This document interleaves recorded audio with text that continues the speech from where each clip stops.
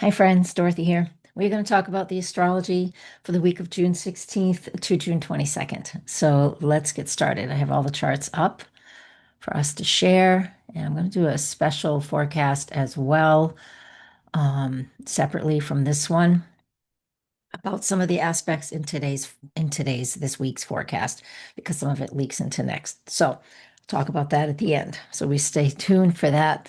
Let's get started on Monday the 16th. Again, always have your Llewellyn. If you really want to learn, grab yourself one of these books every year. It's just the Llewellyn Daily Guide. You can still get them, and then you can follow along with the aspects, because I don't read all of them, but this is where I get the aspects from. So those who are learning astrology, learning to read daily transits for yourself, this is where I get it from, just so you know. And because this has gone out to a lot more people now, I'm really happy for that. So yay, because this is behind a paywall until it's over. And then if you see this after it's over, I'm encouraging you to come and support me in two places, either YouTube or Patreon. So thank you, thank you. Um, June 16th is the chart that's on the screen. There are mainly just lunar events today. Throughout the whole day until 2 in the afternoon Eastern time. The moon is in the sign of Aquarius, and it squares Uranus, is opposite Mars, trine the sun. And what it creates with this is like a very analytical and thoughtful day, an area where we're thinking things through and processing. The day before we had Mars Uranus square, so that as well as Sun, as well as Jupiter Saturn square. And so that means on Sunday, the 15th, things were really stirred up, and there's a lot of shifts that can occur on the 14th and the 15th. And when we get to the 16th, that moon in Aquarius is us analyzing what we've experienced over the last couple of days, because it's going to be quite a powerful weekend. We all know that. The world, especially here in the US, things are really getting fever pitch. And so with the moon in Aquarius on Monday, the 16th, this is the energy of what's going on, okay? Where we're analyzing and thinking things through. That's the first thing. And on that day, we have the Mars at 29 Leo, which is again, here's the opposition, Moon Mars opposition. That Mars at 29 Leo is quite dynamic, meaning that it can be very explosive, very fiery, a lot of heat, a lot of passions are really running high. And we all know how that looks, because as I'm recording this on the 11th of June, during the full moon has already just occurred. But where LA is heating up, and a lot of other places are too. And I know I'm talking about Monday the 16th, but these things just don't shut off. They haven't quite got to a fever pitch yet. I think this is where the pitch comes in, where we get over the weekend, 14th, 15th, and we're just sort of processing by the time we get to the 16th. I know. What a way to open up, huh? But that is just the truth of the aspects, how I'm seeing them at this point in time. Now we're going to move into the 17th, and this is at 4:35 a.m. And for those who are new here, you can see Eastern time, so you have to adjust to where you live, but you can see the date and the time in that top left-hand corner of the chart and what's on your screen. Hopefully you can see this on your phone. Mars enters the sign of Virgo. I'm freaking happy with that. We just need this. I mean, Mars has been in either Cancer or Leo since last spring. No, last summer, because it did a retrograde. So it has spent a long time in the sign of either Leo or Cancer, and now out of Cancer, and it moves into the sign of Virgo. And this is good in a sense, because what's happening here is Mars is that action, and it has to filter its own energy through the sign it's in. This is how all the planets work. The planets have their own duties, their own assignments. Mars is about taking action, but they have to squeeze it. They have to filter it through the zodiac sign they happen to be in, using the tropical zodiac and Placidus house systems.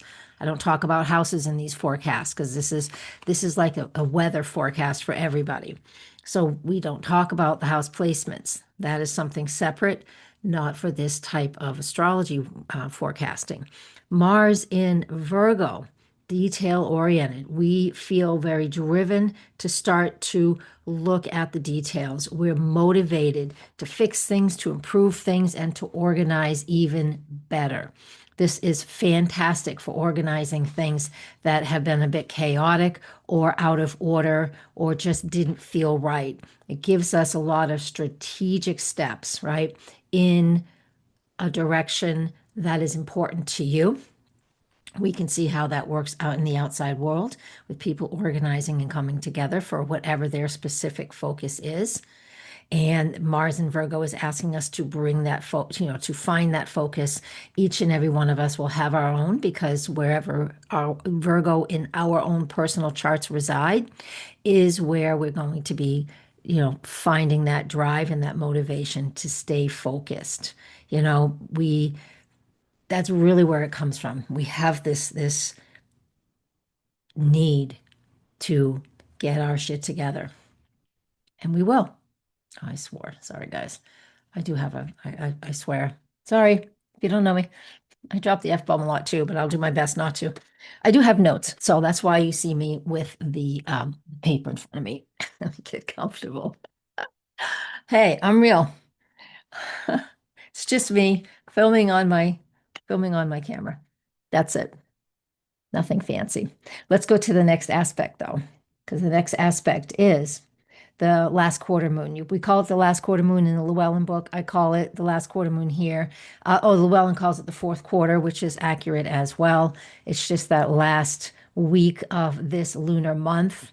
And when we have that, this is typically a reflective point. So now we're in the last week, okay? We're in the waning phase. So what happens here? We're in that last quarter, and then after that, we'll be in the balsamic lunar phase.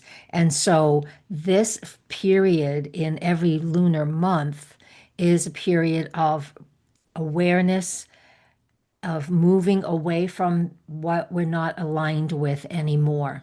Okay, super important for us to pay attention to that. With the moon at the end of Pisces, however, which is wonderful, honestly, because it gives us an opportunity to find a way to release before the new moon in a creative way, or in a way, Pisces, this is Pisces in a creative way, in a way, whether we do it through chanting or singing or meditating or some spiritual practice. That's how we're releasing, and we're figuring out what we're not aligned with anymore. It's not a material thing, it's a spiritual thing. And so I want us to, during this last quarter moon, with the sun in Gemini and the moon in Pisces, gives us that opportunity to release. And this is a wonderful, wonderful time period to do that. Gives us moments of introspection, so we can start to clear. We have Mars in Virgo, so that tells us as well that if we're paying attention to some details and figuring out, what we need to improve and where we need to organize, that also tells us that we're letting some things go. It's like weeding the garden, right? This time of year, the garden is starting to get full. The weeds have been growing as abundantly as whatever you want to be in there. Lots of times weeds are medicine, so keep that in mind. But it's time to weed through things, weed through your garden, if you will, so you're able to create space for what you want to bring into your life. And we do that at the new moon. I know, quite a metaphor, but I like using metaphors. I like either gardening or cooking. Those are my metaphors. Gardening or food. I'm not a big cook, but I like to cook. I'm not fancy cook. Just plain meat and potatoes.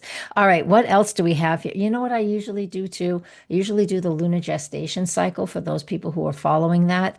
So let's go to that real quick. So let's go find that. And that's the last quarter moon. And we're going to do this because this is how we go really deep here. We do the lunar gestation cycle for our moon phases, the 4 moon phases, and the lunar gestation cycle is something that is quite unique. I appreciate it.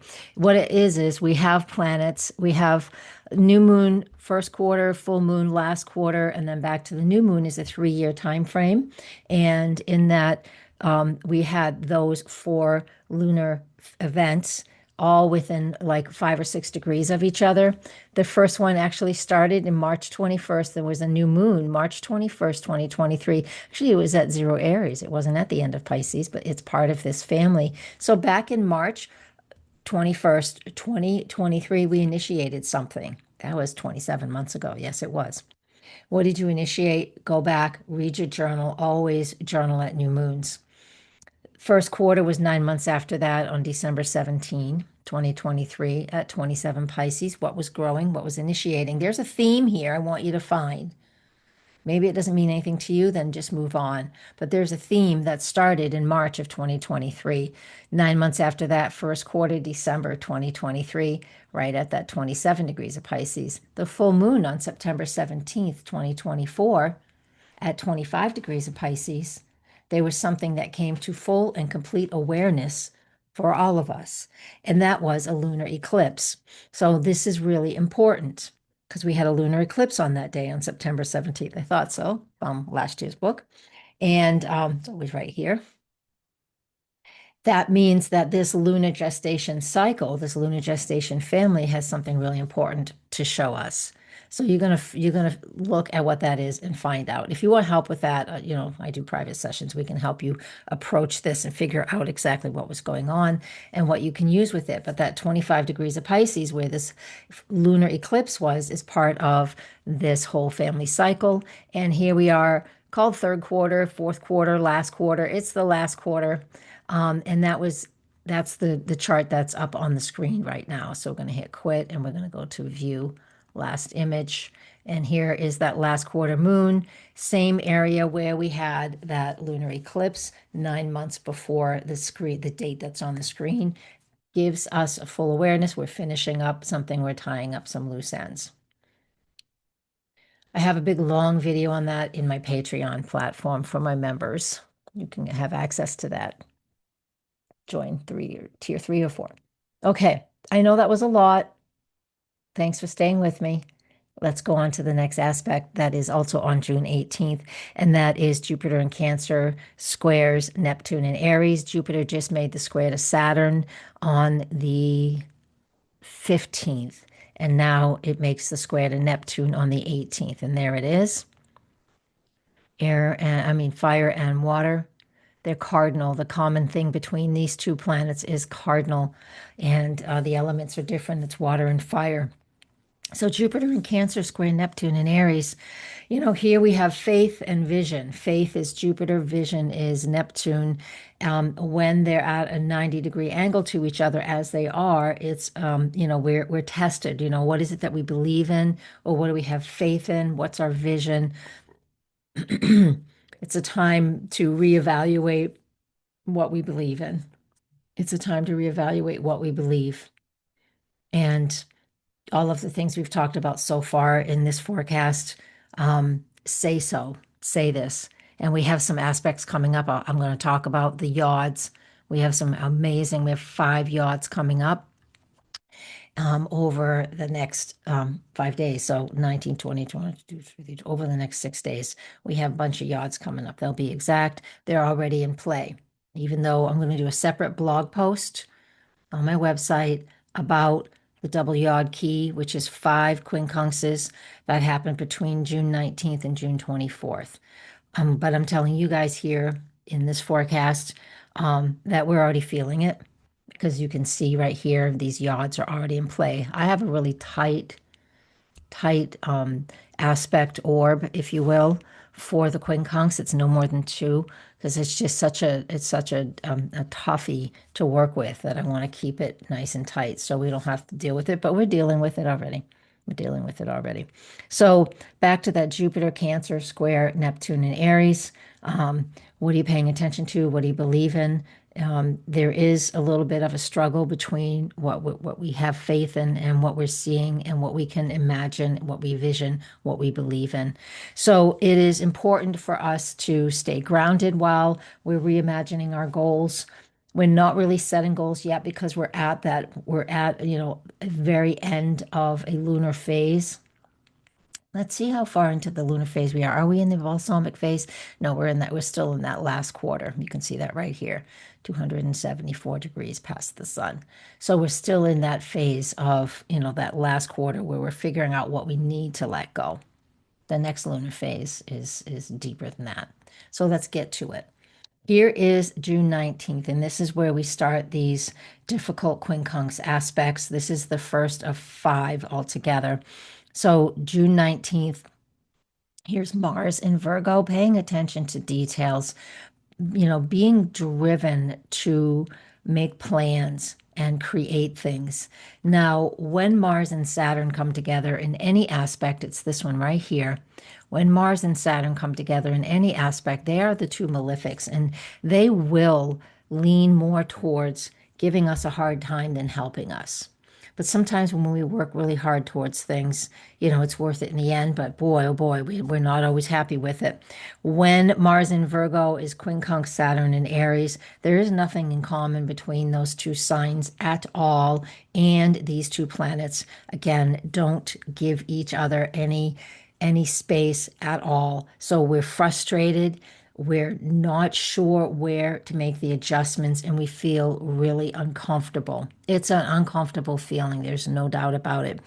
So we run into delays, things we can't, we can get stuck on perfectionism because of that Mars in Virgo, but we need to have patience and we need to have flexibility because there's a lot of tension and frustration in this aspect. It is very uncomfortable. It is no fun whatsoever. Yeah, I know. It does not feel good. And a lot of people and a lot of us can feel the frustration of things just not working out. And, we can't figure it out, what is going on. I'm going to turn that off. There we go. What is going on because we can't seem to make solid choices like we usually do. And that creates a lot of difficulty. And it really does. So that's Mars quincunx Saturn. There it is right there. Then we have the sun enters the sign of Cancer in between Mars quincunx Saturn and Mars quincunx Neptune. And you can see Mars is now quincunx Neptune as well. They're both happening simultaneously, but if you look at your calendar book, you're going to see that they're on different days, but they are happening at the same time because they're not that far apart in degrees. They're like less than a degree apart, these two. But here, summer solstice for Northern Hemisphere. It's the winter for you guys down in Australia. Sorry. Uh, Winter is so long here that I don't even want to think about it. And so I know it's just the same, but here in New England, it's cold all the way until right about now. Before, just as we get to summer, it's finally starting to warm up here in New Hampshire. And so when the sun enters the sign of Cancer, summer solstice, this is just an opportunity. It's just that turning point to focus on, our naturally focus on home, family, our emotional security, where our self-care. Now I already have a post up on my blog. It's a couple thousand words. You can read it. And it's point by point. So you're able to like take paragraphs and really be very specific with certain things that resonate with you. The Jupiter in Cancer. Since Jupiter's been in Cancer since June 9, and I did a whole blog on it because it gives us we have a whole year of working with it. So I thought that we'd start the year off with that. Its year off with that.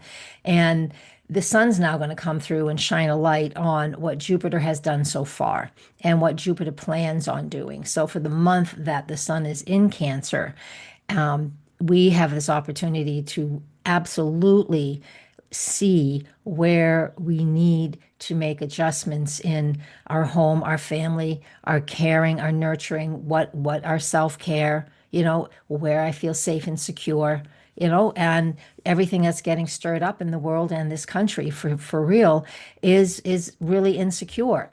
And a lot of people will say, well, wherever Jupiter is moving through your own astrology, it's going to be a big gift and a blessing. And that may be true for some people. However, wherever Jupiter's moving, it's going to expand and accentuate whatever is going on in your life. And if it's a positive thing, it will expand that. If it's something that you don't want more of, it's still going to expand it and bring awareness to you. So as the sun enters the sign of Cancer and starts to shine the light on this over the next couple of days, as the sun is getting closer and closer to Jupiter, it makes that conjunction next week. I think. When does it make that conjunction? Yeah, it makes that conjunction on June 24 before the new moon. And so, oh, that's right, it's part of the new moon. We'll get to that next week. That sun moving through Cancer with Jupiter moving through Cancer gives us lots of warnings, fair warnings, or awareness. Warning sounds fearful. I don't want to do that. Gives us an awareness around what it is we want to focus on and what is going to help you as an individual and your family and those that you love and your community, your neighborhood, whatever it is, feel more comforted. Whatever is being stirred up, this will help you to go and hone in on what's important. That is also part of what Mars and the Mars in Virgo is all about too, honing in on what's going to help us to feel more in alignment because of what's going on around you today. I mean, and I know plenty of people that have no interest in what's going on in the country, and that's you do you. But I needed a sip. Iced coffee. I love iced coffee this time of year. I don't drink it except in the summer. Anyways, a little bit of cream. Where was I? Next aspect. I'm going to hit pause for a second because now I have to cough. Hold on.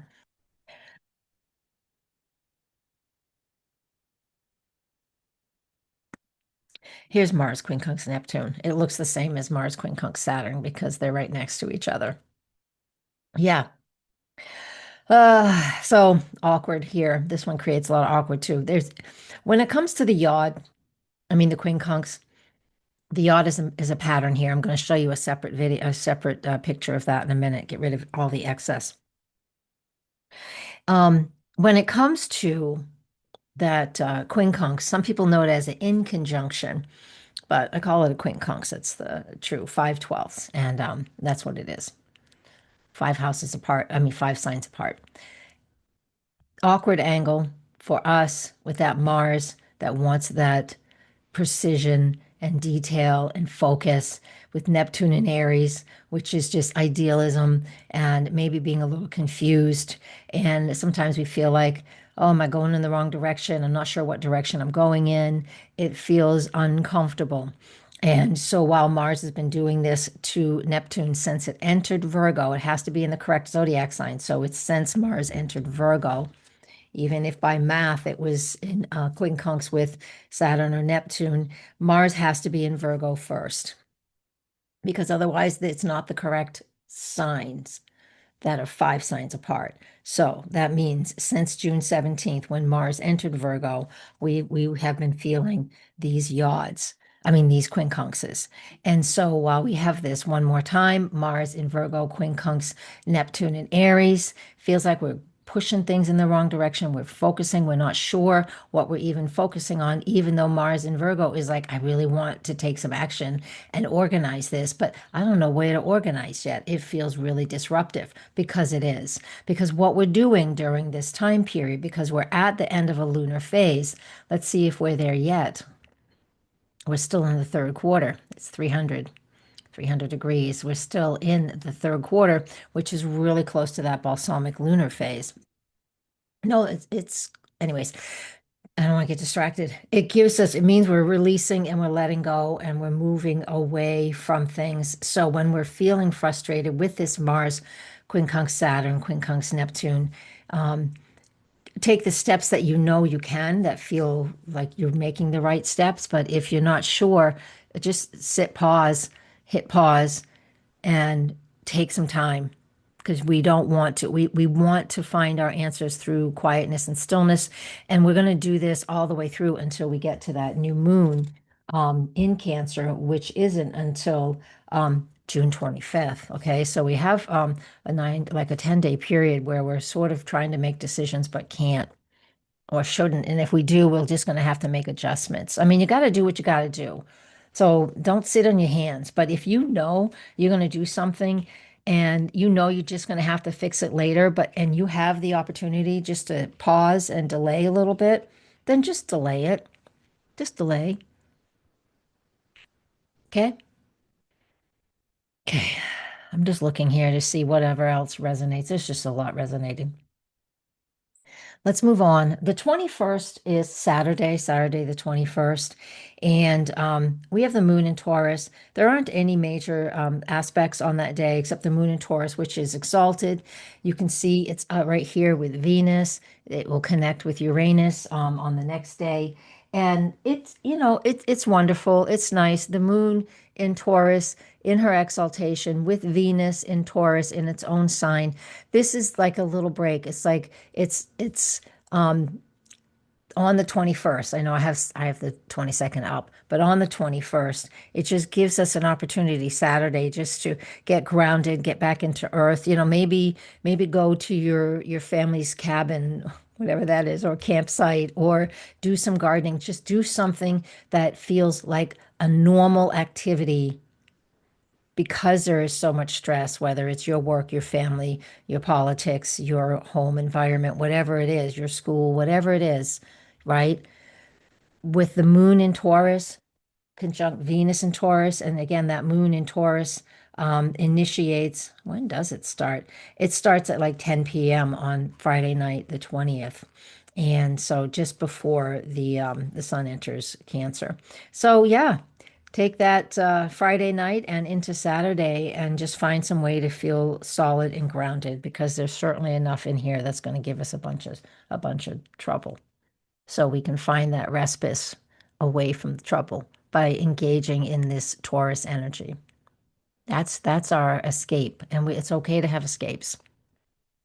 All right, on the 22nd is, what am I missing? Oh, yeah, first off, the 22nd, Mars sextile Jupiter. That's the sextile. That's the base of a yod. Here's the yod. I'm going to show you everything in a minute when I'm done talking about the weekly forecast. This is a yod. Just follow my mouse here. I'll grab it as well. The yod is just a pattern in the sky that it's called the finger of God. Let me get the right toolbar. Here we are. And there's Mars to there, over to there, right? So we have Mars sextile Jupiter. So that's the bottom part down here. That's nice. I like that Mars sextile the sun, Mars sextile Jupiter, really super easy. That is, gives us just a nice opportunity to just feel like comfort and like something's flowing because the commonality in a sextile is the polarity. So we have Cancer, which is water, that's this, and Earth is also, they're both feminine. So it gives us that really nice push. This is on the 22nd, Sunday on the 22nd, just gives us that nice flow. The quincunx up here to Pluto, and these guys over there to Pluto, that's another whole story. And we'll talk about that next week, but it's part of the blog I'm going to post. What's today? Today is the 11th. I'm recording this on June 11th, and I'm probably going to get that post up oh, we have a Friday the 13th in June. I didn't notice that. I don't care. I'll have it up by Friday. Okay. Yeah. Because so you'll be able to go to the blog and check that out. And yeah, there's that. Here is the last aspect for Sunday, June 22nd. It's at 2:36 in the afternoon, and that is the Sun square Saturn, right? So next week, the Sun will square Neptune. Next week, all these other aspects will connect with Neptune as well. But in the meantime, Sun square Saturn, this is a reality check. This, while a lot of people just hate Saturn, I don't. I like Saturn. Saturn gives us structure and foundation and wisdom that we work with and work through.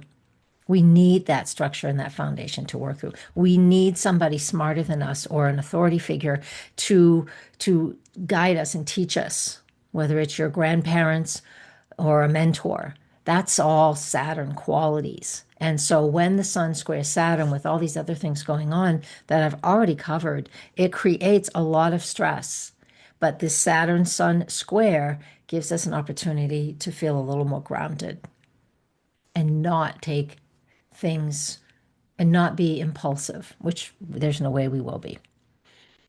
Yeah, it is a tough in between week. And as we move further into next week, I'll just touch on these, and I'm going to show you this screenshot. Actually, it's a PDF file of this is just one of the charts. I just pulled it up and got rid of everything else so you could just see. On Monday, the 23rd, we have Mars quincunx Pluto. It will be exact on Monday, the 23rd, as well as the Sun quincunx Pluto. And that's right there. So we have all of that going on. Busy, busy, busy. So there's between, all right, let's make a new one. I don't like that one. I didn't do it correctly. Let's do it right here. I'm going to show you what I did. Let's do the aspects. This is solar fire.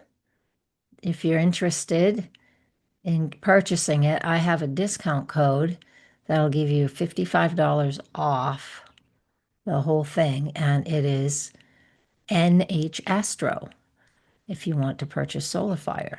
I get a little kickback on that too. You get a $55 discount, $54 discount. So that's nice. If you want that, you just let me know and I can write it out and send it to you. All right, so here we are. Here is, I'm going to grab my toolbar. This is what I talk about in the forecast. I mentioned that I'm going to put up the written blog, and I'll probably do a video about it if I can. I might create a script out of what I've written. So this is called the double yod key because we have two planets, two. So there's two quincunxes to that. There's one quincunx to this, and then there's two to here. So 2, 4, 5. So there's 5 yods and 5 quincunxes in here. 1, 2, 3, 4, 5. Okay, so there's 5 quincunxes, and they create a yod, and this is a yod, right? That isosceles triangle, and these guys are sextile. I took the sextile out. All right, that's a yod. And then there's another one, and they share a side, and that's why it's called a double yod key. And here's another yod and a sextile. So it's a double yod key. Yeah.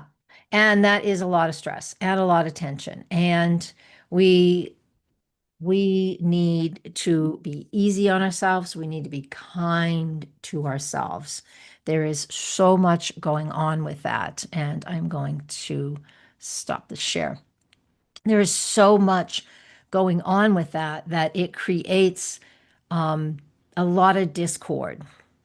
And we're having a hard time creating what it is that we want to create, because it's just these 5 quincunxes are discomfort and things are misaligned. And we're feeling like we're constantly making adjustments and we can't figure it out. And again, use that analogy of the garden, if you will.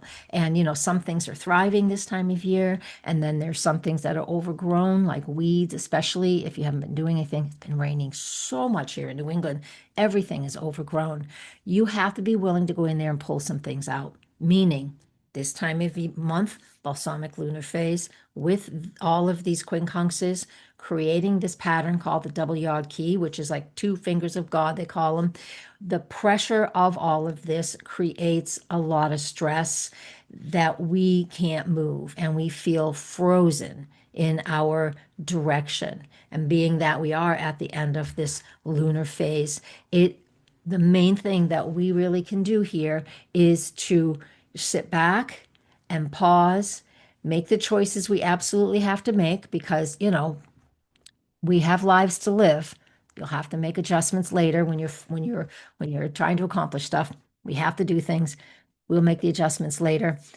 Let that be known that this week that we're talking about, we're talking about from June 17th all the way until we get to the new moon on June 25th. That isn't this whole week that we just talked about, but it's close.